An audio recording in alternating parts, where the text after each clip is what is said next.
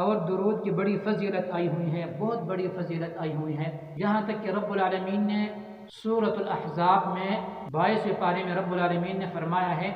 اعوذ باللہ من الشیطان الرجیم بسم اللہ الرحمن الرحیم ان اللہ وملائکتہ یصلون علی النبی، بے شک رب العالمین بھی نبی صلی اللہ علیہ وسلم کے اوپر رحمتیں نازل فرماتے ہیں، بے شک رب العالمین کا رحمت کا نزول بھی نبی صلی اللہ علیہ وسلم کے اوپر ہوتے ہیں، اور فرشتے بھی نبی صلی اللہ علیہ وسلم کے لیے رحمت کی دعائیں کرتے رہتے ہیں۔ یا ایھا الذین آمنوا صلوا علیہ وسلموا تسلیما، تو اے مومنوں تم بھی نبی صلی اللہ علیہ وسلم کے اوپر درود بھیجا کرو، نبی صلی اللہ علیہ وسلم کے لیے رب العالمین سے رحمت کی دعائیں کرو اور سلامتی کی دعائیں کرتے رہو۔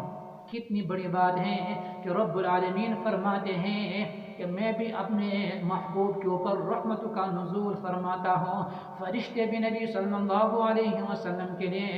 رحمتیں مانگتے رہتے ہیں، اور تم بھی میرے محبوب کے اوپر درود بھیجا کرو۔ تو درود کی بڑی فضیلت آئی ہوئی ہے، بڑی فضیلت آئی ہوئی ہے، یہاں تک کہ علماء حضرات فرماتے ہیں کہ جب بھی نبی صلی اللہ علیہ وسلم کا نام لیا جائے کسی مجلس میں تو نبی صلی اللہ علیہ وسلم کے اوپر ایک مرتبہ اسی مجلس کے اندر درود بھیجنا واجب ہے۔ اتنی بڑی بات ہے کہ ایک مرتبہ نبی صلی اللہ علیہ وسلم کے اوپر درود بھیجنا واجب ہے، اگر نبی صلی اللہ علیہ وسلم کے اوپر درود نہ بھیجا جائے تو وہ بندہ گناہگار ہوگا، اور پھر جب اسی مجلس میں کئی دفعہ نبی صلی اللہ علیہ وسلم کا نام مبارک آ جائے تو نبی صلی اللہ علیہ وسلم کے اوپر درود بھیجنا مستحب ہے، لیکن پہلی دفعہ بھیجنا واجب ہے۔ بہت بڑی متعدد احادیث میں اس بات کے اوپر زور دیا گیا ہے کہ نبی صلی اللہ علیہ وسلم کے اوپر درود بھیجنا یہ ضروری ہے اور لازم ہے۔ مسلم شریف کا روایت راوی ہے حضرت ابو ہریرہ رضی اللہ تعالی عنہ، فرماتے ہیں نبی صلی اللہ علیہ وسلم نے فرمایا من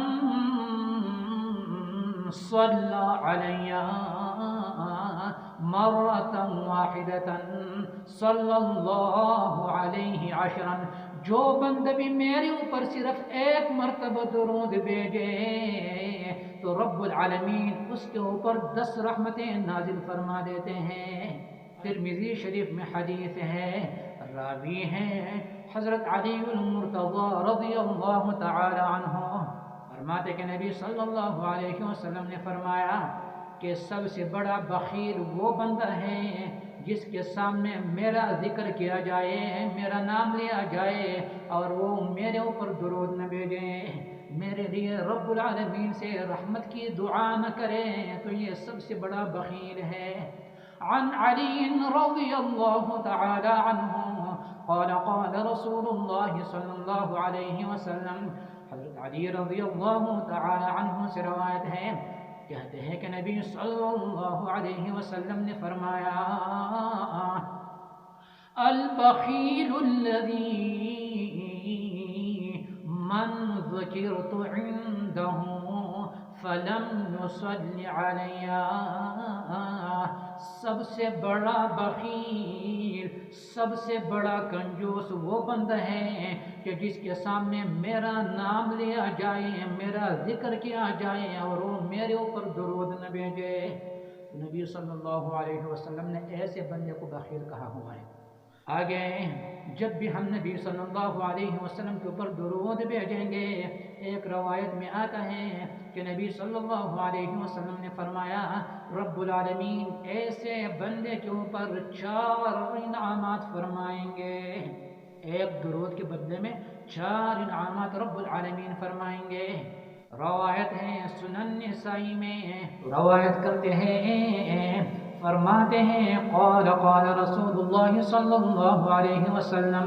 نبی صلی اللہ علیہ وسلم نے فرمایا ہے من صلى علي من امتی صلاة مخلصا من قلبه، جو بھی میرا امتی میرے اوپر صرف ایک مرتبہ درود شریف بھیجے اخلاص کے ساتھ اور وہ بھی دل سے،